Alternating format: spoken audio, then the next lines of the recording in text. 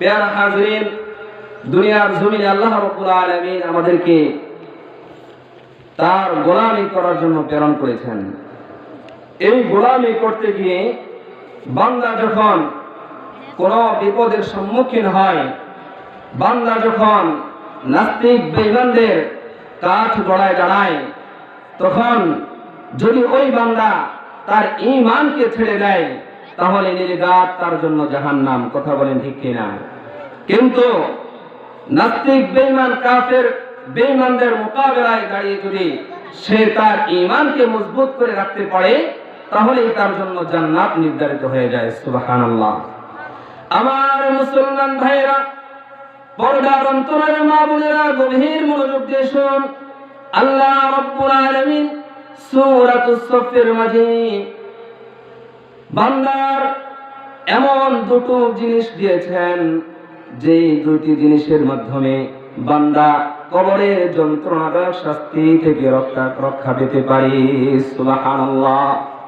আল্লাহ রাব্বুল আলামিন কোরআনে কারীমের মাঝে বলেন, ইয়া আইয়ুহাল্লাযীনা আমানু হাল আদুল্লুকুম আলা তিজারাতিন তুনজিকুম মিন আযাবিন আলীম। আল্লাহু আকবার।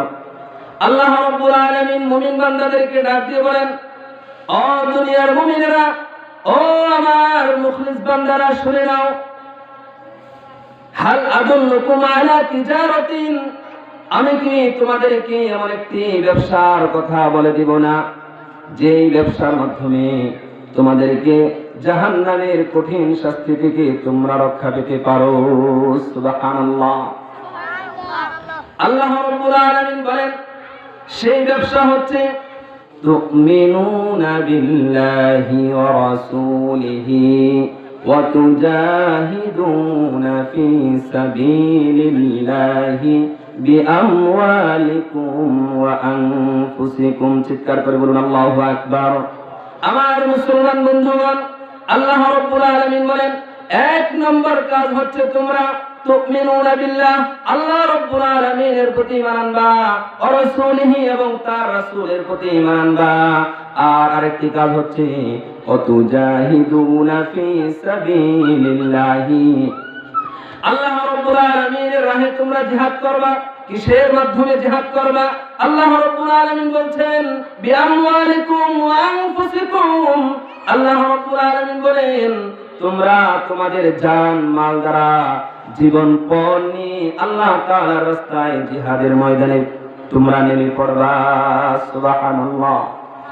আমার মুসলমান বন্ধুগণ,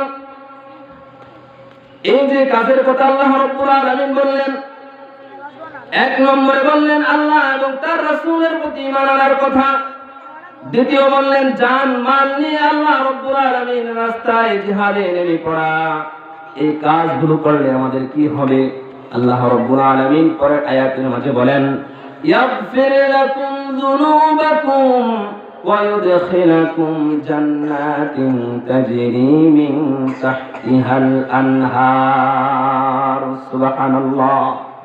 আল্লাহ রাব্বুল আলামিন বলেন, বান্দা তোমরা যদি এই কাজগুলো করতে পারো, আমি রব্বুল কারীম তোমাদেরকে ক্ষমা করে দেব।